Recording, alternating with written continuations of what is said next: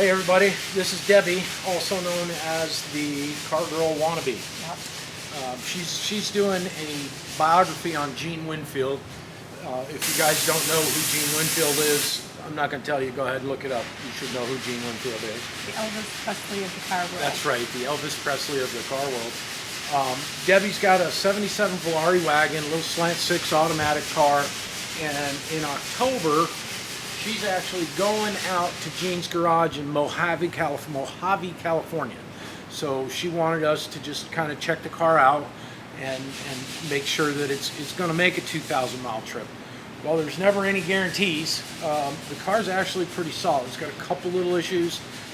Nothing that I would be afraid of to take the car that far. I just run it. Good tires, brakes, but let me just show you, some of the things you want to check if you're going to take a big trip. It's better to know if something might go wrong than to have it go wrong in the middle of the night in Kingman, Arizona, which won't be fun. Actually, Kingman would be okay because then you can coast most of the way. There's a lot of Pharoahs in Kingman. That's right.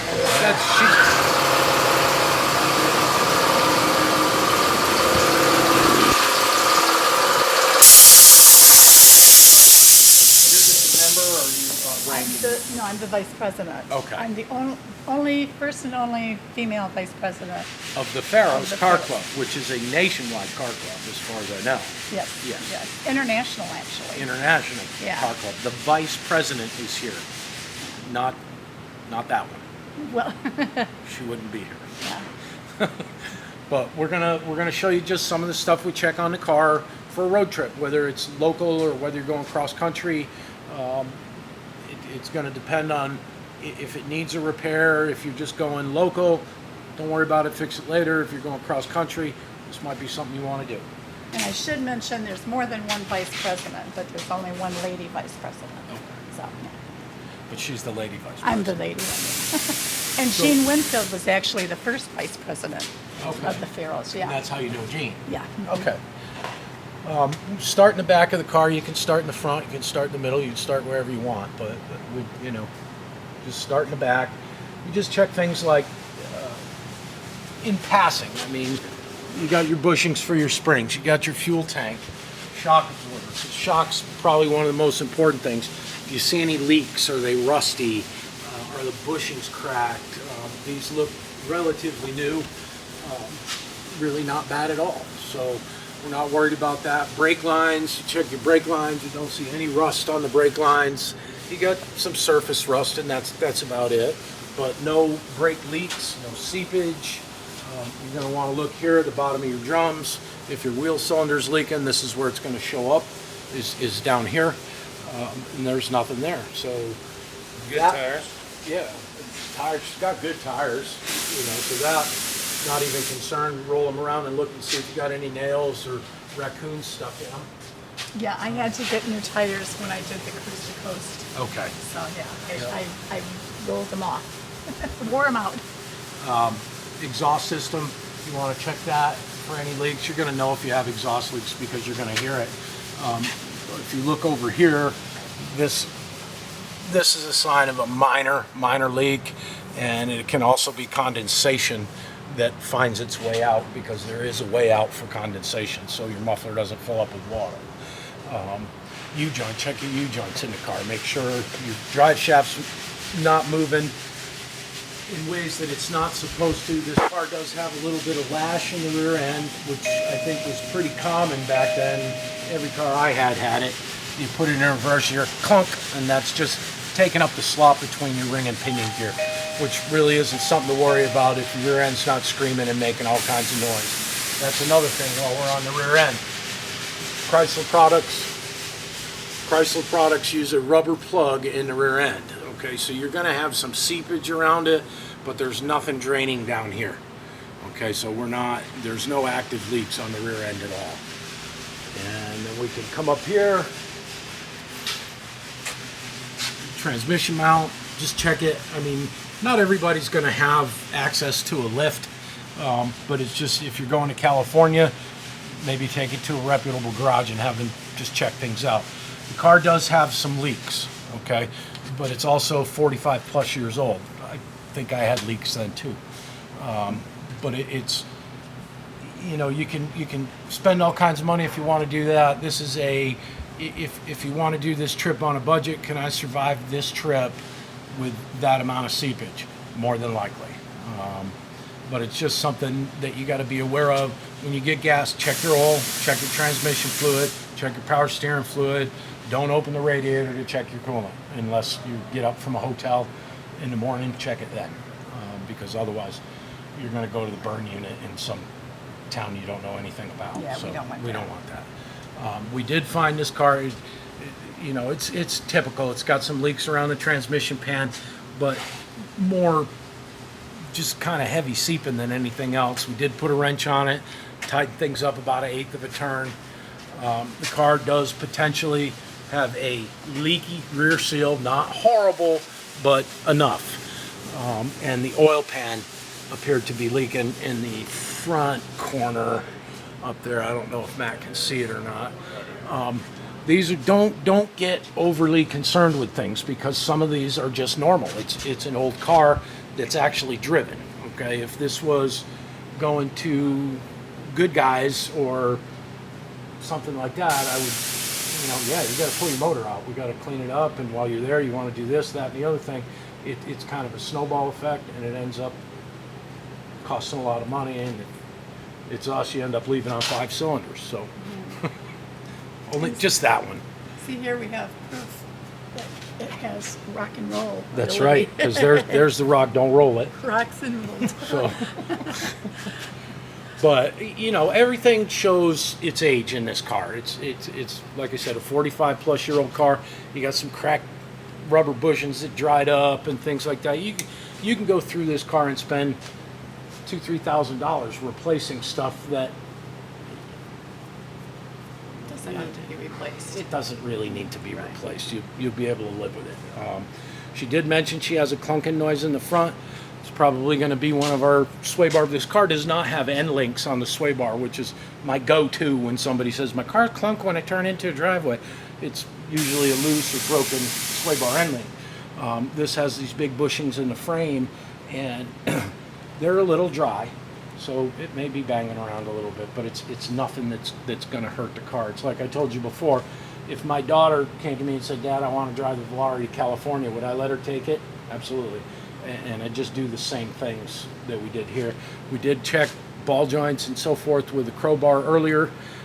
They're all good. It's got some new brakes on it, so the car's had a lot of regular maintenance work done to it. The reason why we checked the oil and found the oil to be down a little bit, but that's explainable with the leaks that are here. So you just want to check things like lug nuts and all.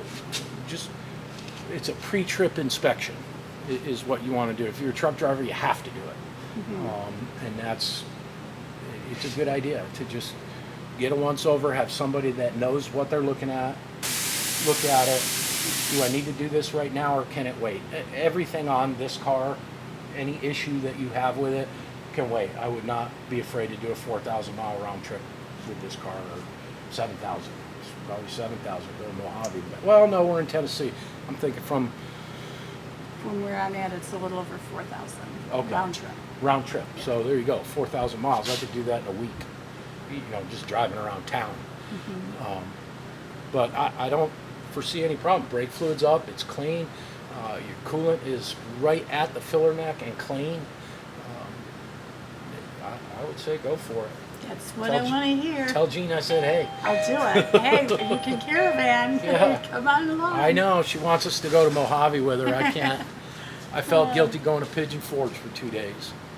But I think that's going to be about it on this car. It really, I wouldn't really be concerned about anything. It's exciting. Yeah. That's Yeah. they're very exciting. But the thing about it is, now when you're going across country and you're staying in a hotel, you can get a local paper. If you're staying in a hotel on a Friday night and there's a cruise on Saturday, you can go take some pictures and stuff like that, and it's all part of your story. I'll get that later.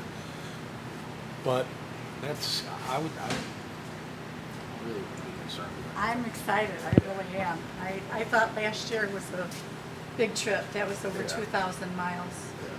round trip. You'll be fine. I mean, a 2021 Camry with a warranty would be your best bet, but you don't want that. Right. You know, right. you're the car girl wannabe. So this is, you know, she wants it faster and getting better gas mileage. I'm like, those don't work together. You can always try. You can try. Tesla. Be a Tesla. Or a Tesla-powered Valare wagon. Nice. Good on gas would work. Yeah, That's better than drive it. fast. I would. Yeah. I'd drive it every day. I drive it. Ford drugs. Oh, God, yeah. Yeah. Yeah, it's been to quite a few shows. This is rainwater that's leaking here because we had some rain. Her radiator is not leaking. Hey, good morning, everybody. We are Thursday morning headed to Express Pull and Save in Laverne, Tennessee to get a spindle for Debbie's Volare wagon. You would figure, given the amount of cars that this spindle fits and the amount of these cars that were built, there would still be some around. Not the case. We're real lucky to find this one. So we're going to go up and take a walk through the salvage yard and pull that part off, and we'll show you that when we get there. But right now we're just driving. So we'll see. Okay, here we are. As you can see out here, there's an unlimited amount of junk cars. When I was telling for the police, this is who used to buy all my leftovers. We're gonna go in here and take a walk around and show you what's going on. Where I'm from, you couldn't go in the junkyard and pull your own parts. You had to call them, tell them where you wanted, and they would pull it. Here you can go in and pull it, which to me seems kind of smart. These guys, you know, they're gonna make money off of every single part on every single car, and then they'll crush what's left. But we'll go in, I think we got to pay $1 or something like that. Walk around. It's kind of like the car guy's version of Disney World. So we'll go in and have a look at what's going on.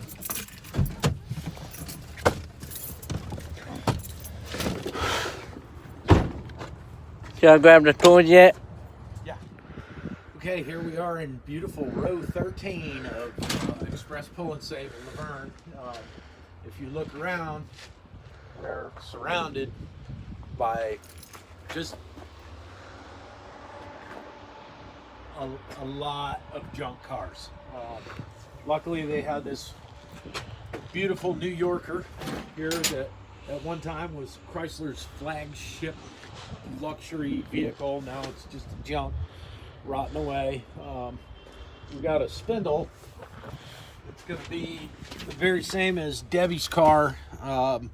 So we got tipped off by Uncle Tony, Jason Anderson, and the interwebs that this car was here. So we're going to go ahead, and by we I mean Austin, child labor. We're going to go ahead and take this spindle off and go home and put it on Debbie's car, and she can head on out. So we'll take care of it. Okay, that only took about 10 minutes. The ride here was 4 times as long as it took us to get the part off. But if you look over here, the 2 lower ball joint bolts we had to take out, the upper ball joint bolt, and took the caliper off, pulled the rotor off, hit it, done. In the wagon, we're ready to roll. Okay, we got Debbie's Volare all fixed up, and she is ready to roll. So look for on the Pharoahs website, they're going to do a Where's Debbie Now? Yeah, something like that. She travels. She just gets in this car and travels. So just keep an eye out for her. If you're a hot rodder and you want to join an international club, look them up. It's the Pharoahs. Wyatt Bowman is the president. Wyatt Bowman. Gene Winfield used to be. And He was the first vice president. He was a founder of the club. And if you need a phone number for Wyatt, give me a call because I don't know his number by heart. Right. And I just talked to Gene Winfield on the phone, so Yeah. there's that. Yeah, Gene called and invited Jim to caravan with me over to the Mojave. He's having a thing that he does on, I believe it's October 16th. Yeah. And so It's, Jim's, I'm a couple of years away from being financially independent where I can just, yeah, you know what? I think I'll drive to Mojave. But Right now, it's all I can do to drive down to Mapco and get a coffee. So Well, see, you helped me to be able to possibly get there if I You'll get there. to go. Yeah. So But tell everybody in the Pharoahs. We've got, of course, a YouTube page and the our Facebook page, and Jason Anderson was a big help with all of this, and thank God Pull-Apart had that spindle. yeah. And we had both wheels Yep. taken off and, and put together, and so now I'm ready to roll Just again. ready to roll, no noises. Ready to But roll. I'm going back to work. Okay, and So- I'm gonna go home. Yeah. Thank you so Kentucky much. bound, no He problem. made it possible for me to go to Mojave, so that's you go. exciting. No, I've been there. Mojave's pretty cool. Is that Yeah. that's exciting? I've never been. I used But to go up there and ride three-wheelers. wow. I had a 75 Cadillac Coupe de Ville. I lived in Pismo Beach, California. We used to put it in the trunk of the Cadillac with the front wheel hanging out because it wouldn't all the way fit, and go all the way Grapevine Hill and all of that, and get up there to Mojave. And I'm trying to think of the name of the town. There's a song about that Grapevine Hill, isn't there? Passing cars like they were standing still. Hot Rod Lincoln. Commander Cody and the Lost Planet Airmen. Hot Rod Yeah. Lincoln, yep. Yeah. But I used to go up there and ride because you can, it's just a desert. There's tumbleweeds, and it's pretty cool. Sounds like fun. It will be. It will be. But say hi to Gene when you get there. Okay, I'll do it. You can tell him now. I'm sure he'll see it. So I don't want to say hi, Gene, because it sounds funny. Hello, Gene. So all right. Okay. Well, no, see. All right. You take it easy. Thank All right, you so have a good much. trip. You guys were great. Y'all were. Thanks.